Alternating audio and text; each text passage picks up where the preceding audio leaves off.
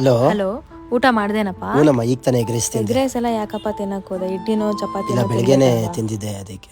Egg rice ನೀನ್ ಮಾಡ್ಕೊಂಡಿರೋದ ಇಲ್ಲ ಹೋಟ್ಲಲ್ಲಿ ಇಲ್ಲ, ನನ್ನ ತಿಂದಪ್ಪ? ಫ್ರೆಂಡ್ ಇದ್ನಲ್ಲ, ಅವ್ನ ಮನೆಯಿಂದ ಮಾಡ್ಕೊಂಡ್ ಓ ಬಂದಿದ್ದ. ಹೌದಾ, ಸರಿ ಸರಿ. ಮಧ್ಯಾಹ್ನ ಏನ್ ತಿಂದಪ್ಪ? ಇದು ಮಧ್ಯಾಹ್ನ ನಮ್ಮ ಆಫೀಸ್ ಪಕ್ಕ ಹೋಟ್ಲ್ ಇದೆಯಲ್ಲ, ಅಲ್ಲಿ ಬಿರಿಯಾನಿ ತಿಂದೆ, ಚೆನ್ನಾಗಿತ್ತು. ಹೋಟ್ಲ್ ಊಟ ಜಾಸ್ತಿ ತಿನ್ಬೇಡ ಕಣೋ, ನಿನ್ನ ಆರೋಗ್ಯ ನೋಡ್ಕೋ. ನಿಂಗೆ ಹೋಟ್ಲ್ ಊಟ ಸೆಟ್ ಆಗಲ್ಲ. ಸರಿಮಾ, ಆಮೇಲೆ ಮಾಡ್ತೀನಿ. ಸರಿ.